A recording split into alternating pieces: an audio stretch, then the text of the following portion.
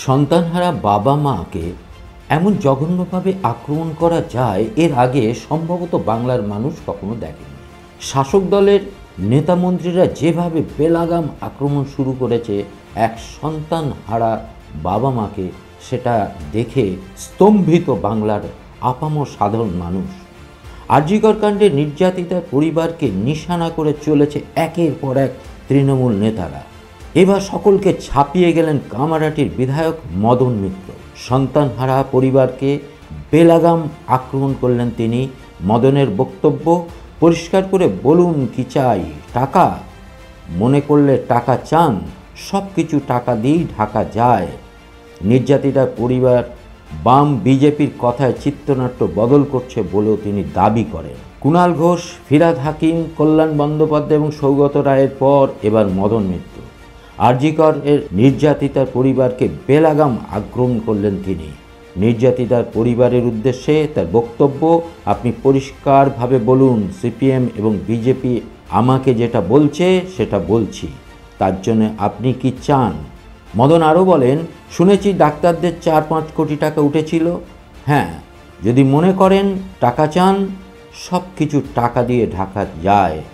আমরা শ্রাদ্ধে পড়েছি, কিছু দিতে না পারি, টাকা দিয়ে বলে ওম নম ব্রহ্মায় অহং দদানি, ছেড়ে দিল টাকা দিয়ে। এটা কি করছেন আপনি? বাংলার দাঙ্গা লাগাতে চাইছেন আপনারা? নির্যাতিতার পরিবার মা বাবা থেকে অন্যায়ের মদতকারীতে পরিণত হয়েছেন বলে দাবি করেন মদন। তার কথায়, এতদিন আপনারা প্রত্যেক সন্তানের কাছে মা বাবা ছিলেন, এখন প্রত্যেক সন্তানের কাছে দায়িত্বশীল অন্যায় মদতকারী এবং বাস্তব মূল্যের কিছু দাবি জানানোর জন্যে, নিজেদের উপকৃত করতে, ক্ষতিপূরণের জন্য চিত্রনাট্য বদল করতে চাইছেন।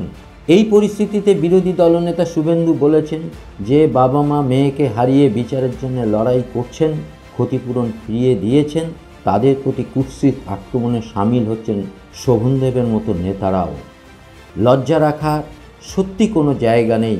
বিরোধী দলনেতার আরও সংযোজন, আমাদের হাতে যদি পুলিশ থাকতো তাহলে এই মদনের মতো লোকজনকে জেলেই জায়গা দেওয়া হতো। সিপিএমের কেন্দ্রীয় কমিটির সদস্য সুজন চক্রবর্তীর মন্তব্য, জানি না এই কথা বলার সময় ওর মদন পিয়ালির কথা মনে পড়েছিল কি না। টাকা দিয়ে কিভাবে মুখ বন্ধ করা যায় মদনেরা সেসব ভালোই জানেন। প্রথমে আরজিকরে চিকিৎসককে খুন করা হলো, এবার তদন্ত ধামাচাপা দেওয়ার জন্য একজন অভিযুক্তকে দ্রুত মেরে ফেলার দাবিতে শাসক দল আসনে নেমে বাবা মাকে জঘন্য আক্রমণ করছে। কংগ্রেস ওয়ার্কিং কমিটির সদস্য অধীর চৌধুরী মতের, এরা জনপ্রতিনিধি, দুর্নীতি ও অপরাধে মদতকারী একজন মুখ্যমন্ত্রীর স্বার্থ রক্ষা করতে জনপ্রতিনিধিরা উঠে পড়ে লেগেছে, ভাবা যায়? বিধায়ক মদন সিপিএমে যে আইনজীবী নেতাকে আক্রমণ করেছেন, সেই বিকাশ ভট্টাচার্য কটাক্ষ করে বলেছেন, ওরা যে রাজনৈতিক সংস্কৃতিতে বড় হয়েছে তাতে সভ্য ভদ্র আচরণ আশা করা যায় না এদের কাছ থেকে। ওদের রাজনৈতিক সংস্কৃতির মূল ভিত্তি হলো গুন্ডামি, দুর্নীতি। মদন শুধু নয়, আরজিকরে নির্যাতিতার বাবা মায়ের প্রতি আক্রমণের ধুয়ো তুলে গলা মিলিয়েছেন শোভনদেব চট্টোপাধ্যায়, সৌগত রায়, কল্যাণ বন্দ্যোপাধ্যায়ের মতো শাসক দলের একাধিক নেতা। নিন্দার পাল্টা সরব হয়েছেন বিরোধীরা। শাসক দলের নেতাদের এহেন আক্রমণের মুখে অবিচল থেকেছে নির্যাতিতার বাবা মা। নিহত চিকিৎসকের বাবার বক্তব্য, আবার বলছি, কোনো চক্রান্তে আমরা পা দিইনি। উনি মদন এসে দেখে যান আমরা কিভাবে আছি। আর টাকার কথা বলছি, তাহলে বলুন কত টাকা দিলে আমাদের মেয়েকে ফিরিয়ে দিতে পারবেন?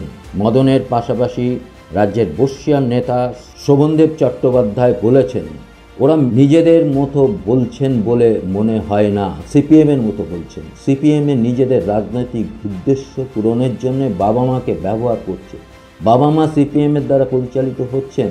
তৃণমূলের প্রবীণ সাংসদ সৌগত রায়ের বক্তব্য, ওদের বক্তব্য গুরুত্ব দিতে চাই না, ওদের প্রতি আমার সহানুভূতি আছে। মেয়ে মারা গিয়েছে, কিন্তু ওরা তো ঠিক করবেন না মুখ্যমন্ত্রী কে থাকবেন আর কে থাকবেন না, ওদের কথা আমরা অবহেলা করছি।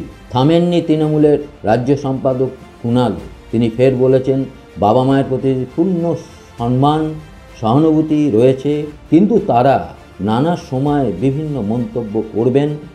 আর যারা তৃণমূলের বিরুদ্ধে কুৎসা করছেন তাদের হাত থেকে তামাক খাবেন, এটা তো হতে পারে না। নির্যাতিতার বাবা মাকে এমন জঘন্য আক্রমণের ফলে সাধারণ মানুষের মধ্যে নানা ধরনের প্রতিক্রিয়া তৈরি হয়েছে এবং সাধারণ মানুষ যেটা জানতে চায় যে নির্যাতিতার পরিবারের ওপরে এই হেন আক্রমণ কেন করছেন শাসক দলের নেতা মন্ত্রীরা। তাহলে কি শাসক দলের কোনো স্বার্থে ঘা পড়েছে এবং মুখ্যমন্ত্রী পদত্যাগ চাওয়ার কারণেই কি এমন আক্রমণ নেমে এসেছে নির্যাতিতার পরিবারের ওপরে? এই ধরনের দৃশ্য এর আগে কখনো এই রাজ্যে দেখা যায়নি। বাংলার সংস্কৃতি এমন নয় যে একজন সন্তানহারা বাবা মায়ের ওপরে এই হেন আক্রমণ একের পর এক নেমে আসবে এবং সেটা বাংলার মানুষ এইভাবে সহ্য করবেন, এটা কিন্তু এর আগে কখনো দেখা যায়নি। ফলে এর একটা বিপরীত প্রতিক্রিয়া কিন্তু হতে শুরু করে দিয়েছে এবং এর শেষ কোথায় হয় এটাই এখন দেখার বিষয়। আপনারা আমাদের সঙ্গে থাকবেন, আমাদের চ্যানেলটাকে সাবস্ক্রাইব করবেন। নমস্কার। নিউজ এশিয়া, গণতন্ত্রের কণ্ঠস্বর।